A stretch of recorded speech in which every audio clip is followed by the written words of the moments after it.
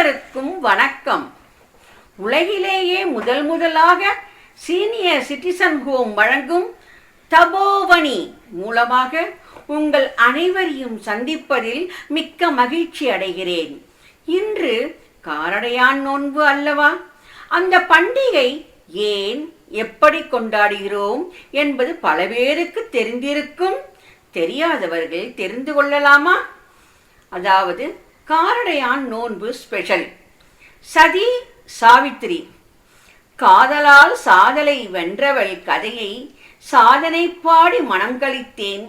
பூதலம் போற்றும் சாவித்திரியை ஏதமிலாலை கேசவன் பணிந்து மேதினி புகழ்ந்திடும் அரசன் தனக்கொரு வாரிசு வேண்டி தேவியை துதித்தான். வேதனை நீக்கி சாவித்திரி தேவி அருள் புரிந்து ஒரு பெண் மகவளித்தாள். சாவித்திரி என்றே நாமம் சூட்டி ஆவல் உடனும் அவளை வளர்த்தான். பருவம் வந்ததும் தானே தனக்கு நாயகன் ஒருவனை தேடிச் சென்றாள். மகள் ஒரு அன்னக்காவடியான அரசகுமாரனை காட்டில் கண்டு விரும்பியது அறிந்து முதலில் வெகுண்டான். இறுதியில் மகளின் திருமணம் முடித்தான். திருமணமாகி ஒரு வருட முடிவில் கணவன் இறப்பது உறுதி என்று அறிந்தும் சாவித்திரி தன் கணவுடன் கூட சத்தியவான் கரம் பற்றி கானகம் சென்றாள். காலம் விரைவில் கடந்தது. காலனும் வரும் நாளும் அருகில் வந்தது. அன்று சாவித்திரியும் சத்தியவானுடனேயே உதவிட வேண்டுமென்று கூறி சென்று விட்டாள். மதிய வேளையில் சத்தியவானை அயற்சியில் சாவித்திரி மடி மீது தலையை வைத்து படுத்தான்.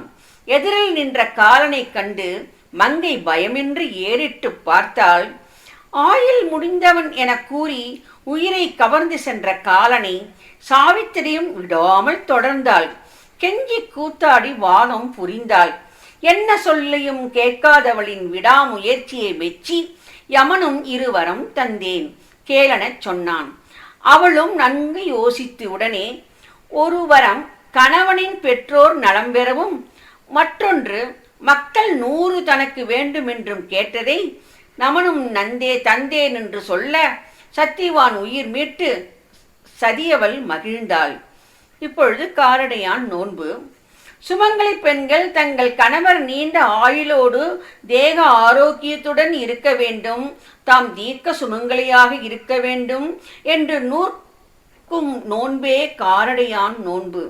இந்த நோன்பு சாவித்திரி நோன்பு என்றும் வழங்கப்படுகிறது. பொதுவாக இந்த நோன்பு மாசி மாதம் முடியும் நேரம் பங்குனி மாதம் பிறப்பு என்ற சங்கிரமண காலத்தில் அனுஷ்டிக்கப்படுகிறது. கணவனை யமனிடமிருந்து மீட்ட சாவித்திரியின் கதையை அறிந்திருப்பீர்கள். அவளுடைய பக்தி சிரத்தையும் கணவன்பால் கொண்ட அன்பும் முழு ஈடுபாடும் கணவனின் ஆயுளை விருத்தியடைய செய்து யமனிடமிருந்து விடுதலை அடைய வைத்தது. காரடையான் நோன்பு அன்று கார் அடை என்னும் ஒரு கொழுக்கட்டையை படைத்து விரதம் இருப்பதால் காரடையான் நோன்பு என்று சொன்னாலும் காரடையான் நோன்பின் தத்துவம் வேறு. கார் என்றால் இருள். இருள் சூழ்ந்திருக்கும் யமப்பட்டினத்தை அடையாதவன் கார் அடையான்.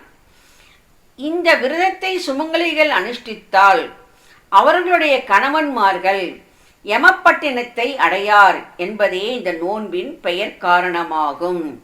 காரடையான் நோன்பு அன்று காலை சுமங்கலிகள் வீட்டை கழுவி பசுஞ்சாணத்தால் வாசலை மெழுகி அரிசி மாவினால் கோலமிட்டு காவி வண்ணம் தீட்டி வாயில்களில் மஞ்சள் குங்குமம் பூசி மாவிலை தோரணங்களை கட்டி அலங்கரிக்க வேண்டும். பூஜை அறையில் ஒரு மரப்பலகையில் கோலமிட்டு குத்துவிளக்கு 5 முகம் ஏற்றி அதில் சாவித்திரி தேவியை ஆவாகனித்து வழிபட வேண்டும். மஞ்சள் சரடை பூஜித்து திருமாங்கல்யத்துடன் சேர்த்து அணிதல் வேண்டும். சாவித்திரி தேவி காட்டில் விரதம் இருக்கையில் கார் அரிசியில் காராமணி பயிறு சேர்த்து வெண்ணெய் கலந்து தயாரித்த வெள்ளை அடை மற்றும் கார அடைகளை நிவேதனம் செய்ததின் நினைவாக இன்றும் கார அடையும் வெள்ளை அடையும் நிவேதனம் செய்யப்படுகிறது. நிவேதனம் செய்து கற்பூர ஆர்த்தி முடிந்ததும் மஞ்சள் சரடை மாங்கல்ய சரடுடன் அணிந்து கணவரை நமஸ்கரிக்க வேண்டும். பின்னர் மாமனார் மாமியாரை நமஸ்கரித்து கணவருக்கும் மாமனார் மாமியாருக்கும் காரடைகளை பிரசாதமாக அளிக்க வேண்டும். வீட்டிலுள்ள மற்ற பெரியோர்களை நமஸ்கரித்த பின் சுமங்கலி பெண்கள் காரடை உண்டு நோன்பை முடிக்க வேண்டும். சில அடைகளை வைத்திருந்து மறுநாள் காலை அவற்றை பசுமாட்டுக்கு கொடுக்க வேண்டும்.